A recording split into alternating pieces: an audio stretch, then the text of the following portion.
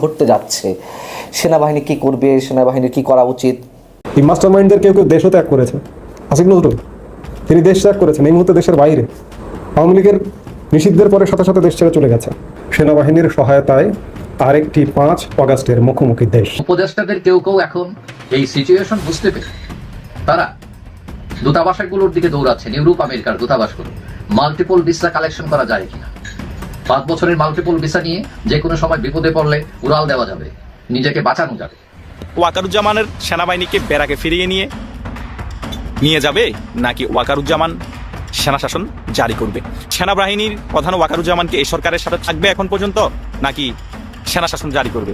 দর্শক, আওয়ামী লীগ কি বাংলাদেশে বিভিন্ন সময় গত বেশ কিছুদিন ধরে চলমান বিভিন্ন আন্দোলনে স্যাবোটাজ করছে? আন্দোলনের তীব্রতা বাড়িয়ে সরকার পতনের পদক্ষেপের ষড়যন্ত্র কিংবা পরিকল্পনা করছে? আমাদের পররাষ্ট্র উপদেষ্টা তৌহিদ হোসেনকে উপদেষ্টা পরিষদ থেকে বাদ দেওয়া হয় কিনা বা বাদ দেওয়া হতে চলেছে, এই ধরনের নানান প্রশ্ন এবং গুঞ্জন এর মধ্যে ওয়াকিবহাল মহলে আলোচিত হচ্ছে। ইতিমধ্যে বুঝতেই পারছেন আজকের খবরটি কতটা গুরুত্বপূর্ণ একটি খবর। বন্ধুরা চলুন ভিডিওতে আজকে আর বেশি কথা বাড়াবো না, সরাসরি আজকে আমরা চলে যাব মূল ভিডিওতে, আর সেখানে আজকে আমরা দেখব আজকের খবরের বিস্তারিত।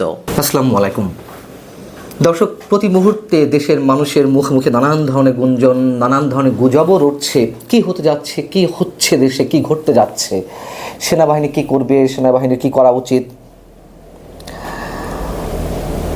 আমি দুটি ছোট্ট ঘটনাকে কেন্দ্র করে একটু সহজ ব্যাখ্যা করার চেষ্টা করি। আপনারা হয়তো অনেকেই খেয়াল করেছেন, 2 দিন আগে আন্তঃবাহিনীর জনসংযোগ পরিদপ্তর আইএসপিআর থেকে আইএসপিআরে নির্মিত একটি ডকুমেন্টারি দেশের সবকটি স্যাটেলাইট চ্যানেল, বিটিভি এবং প্রত্যেকের ইউটিউব চ্যানেলে এটি আপলোড করা হয়েছে এবং প্রচার করা হয়েছে। একই সঙ্গে শনিবার আইএসপিআরেরই একটি বিজ্ঞপ্তি সব গণমাধ্যমেই প্রচার হয়েছে, প্রকাশ হয়েছে। তা হচ্ছে ক্যান্টনমেন্ট এলাকা সংলগ্ন যে এলাকাগুলো রয়েছে সেগুলোতে সভা সমাবেশের উপরে নিষেধাজ্ঞা জারি করার কথা বলা হয়েছে। দুটি বিষয় আমার কাছে বেশ তাৎপর্যপূর্ণ। প্রথমে যদি তথ্যচিত্র নিয়ে আলোচনা করি, সাদা চোখে এটি অনেকের কাছে মনে হতে পারে এটি সশস্ত্র বাহিনীর কর্মকাণ্ডের উপরে একটি ডকুমেন্টারি। এমন তথ্যচিত্র যে সশস্ত্র বাহিনী এর আগে করেনি বা টেলিভিশন চ্যানেলগুলোতে প্রকাশ করেনি তা কিন্তু নয়, অবশ্যই করেছে এর আগেও। তবে এবারেরটি আমার কাছে একটা আলাদা ইঙ্গিত বহন করে। খেয়াল করলে দেখবেন যে এটির শিরোনাম প্রথমেই আমার সোনার বাংলা, আমি তোমায় ভালোবাসি, এবং এই জাতীয় সঙ্গীতের এই লাইনটিকে কেন্দ্র করে আলাদা একটি গান নির্মাণ করা, তথ্যচিত্রকে কেন্দ্র করে সশস্ত্র বাহিনীর উপলক্ষে। যখন বিভিন্ন দিক থেকে আমাদের জাতীয় সঙ্গীতের উপরে আঘাত আসছে, জাতীয় সঙ্গীত কেউ কেউ গাইছেন, তার সামনে দাঁড়িয়ে আরেকটি পক্ষ অমুকের দালাল, অমুকের এজেন্ট বলে তুচ্ছ তাচ্ছিল্য হুমকি দেওয়া হচ্ছে, তখন আমাদের জাতীয় সঙ্গীতের প্রথম লাইনটি সশস্ত্র বাহিনীর এই ডকুমেন্টারিটিতে ব্যবহার করা খুবই তাৎপর্যপূর্ণ। আপনারা যারা তথ্যচিত্রটি দেখেছেন নিশ্চয়ই খেয়াল করেছেন যে এটি গতানুগতিক। এই জন্য গতানুগতিক বলছি যে দেশের বিভিন্ন প্রাকৃতিক দুর্যোগের সময় সশস্ত্র বাহিনীর সদস্যদের, সেনা, নৌ, বিমান বাহিনীর সদস্যদের যেই মানবিক কাজগুলো, জীবনের ঝুঁকি নিয়ে যে মানুষকে উদ্ধার করা বা মানুষের মাঝে জীবন উদ্ধারকারী সামগ্রী পৌঁছে দেওয়া, সেগুলো এখানে তুলে আনা হয়েছে। এখানে 5 আগস্ট অভ্যুত্থানে সেনা সদস্যরা যে সাধারণ মানুষের কাতারে এসে দাঁড়িয়েছিলেন তারও কয়েকটি দৃশ্য এখানে তুলে আনা হয়েছে। এবং 5 আগস্ট সেনা প্রধান প্রথম যে বক্তব্যটি দিয়েছিলেন জাতির উদ্দেশ্যে, যেটি সব টেলিভিশন চ্যানেলে ব্রডকাস্ট করা হয়েছিল, টেলিকাস্ট করা হয়েছিল, তারও একটি খণ্ডচিত্র এখানে তুলে আনা হয়েছে। এগুলো দেখানোর মানে কি? যদি সহজভাবে প্রশ্ন করি, বিষয়গুলো সহজ অনেক। এই মুহূর্তে আমাদের সামনে মানুষের মুখে মুখে সবচেয়ে, দেশের জন্য সবচেয়ে স্পর্শকাতর এবং আলোচিত ইস্যু কোনটি? নিশ্চয়ই রাখাইনের উদ্দেশ্যে বাংলাদেশের মধ্য দিয়ে তথা কথিত মানবিক করিডোর দেওয়ার বিষয়টি।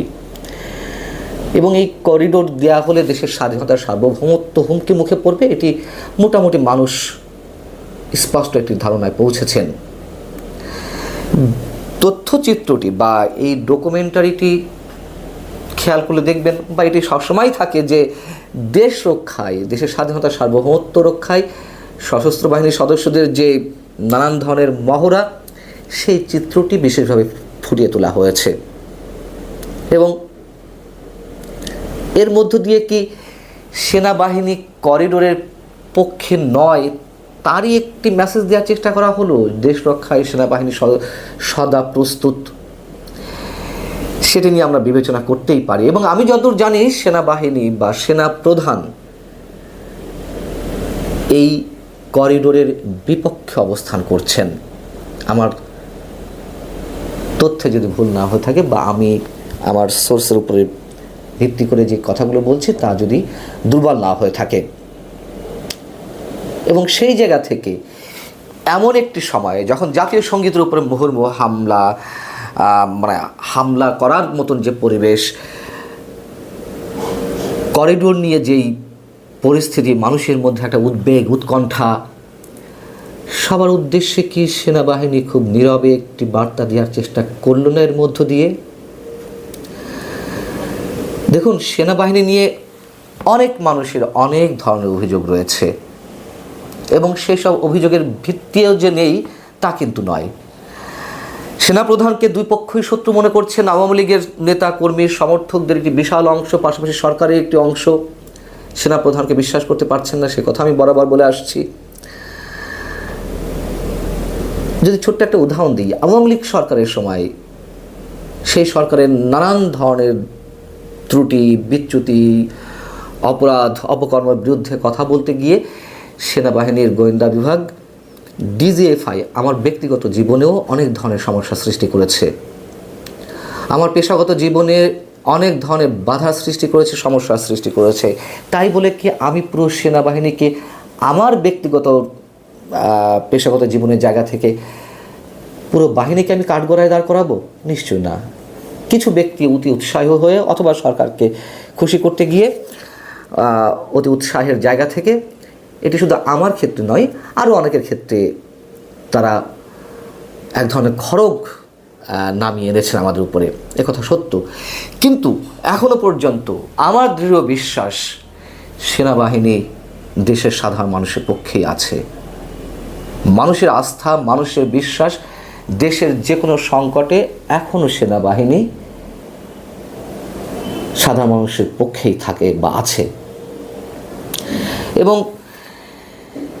শুরুতে যেটি বলছিলাম যে হঠাৎ করে সেনাবাহিনীর পক্ষ থেকে একটি নির্দেশনা জারি করা হয়েছে, সশস্ত্র বাহিনীর পক্ষ থেকে আন্তঃবাহিনী জনসংযোগ পরিদপ্তর আইএসপিআর একটি নির্দেশনা জারি করেছে যে 18 মে থেকে, রোববার থেকে ক্যান্টনমেন্ট এলাকা সংলগ্ন বেশ কিছু এলাকায় সভা সমাবেশ নিষিদ্ধের কথা সেখানে জানানো হয়েছে। হঠাৎ করে তাদের এই নির্দেশনা কেন, তা নিয়ে মানুষের মধ্যে নানান ধরনের গুঞ্জন রয়েছে। তবে এরকমও জানা যাচ্ছে যে সেনাবাহিনীতে বিশৃঙ্খলা এবং নাশকতা সৃষ্টির অভিযোগে সেনা সদস্য নাইমুল ইসলাম সহ তার আরও 2 সহযোগীকে গ্রেপ্তার করেছে সেনাবাহিনী। এবং তাদের একটি বিশেষ পরিকল্পনা ছিল রোববার সেনানিবাসের প্রবেশপথে বিক্ষোভ সমাবেশের নামে বড় একটি নাশকতার এরকম একটি পরিকল্পনা ছিল। এবং এই সেনা সদস্য 5 আগস্টের পক্ষ থেকে তিনি বিভিন্ন গণমাধ্যমে উস্কানিমূলক বক্তব্য দিয়ে আসছিলেন সেনাবাহিনীর বিরুদ্ধে। সব কিছুই একটা ঘোলাটে পরিস্থিতির মধ্যে নিয়ে যাচ্ছে আমাদেরকে। হয়তো কিছু একটা ঘটছে, এটুকু নিশ্চিত করে বলতে পারি।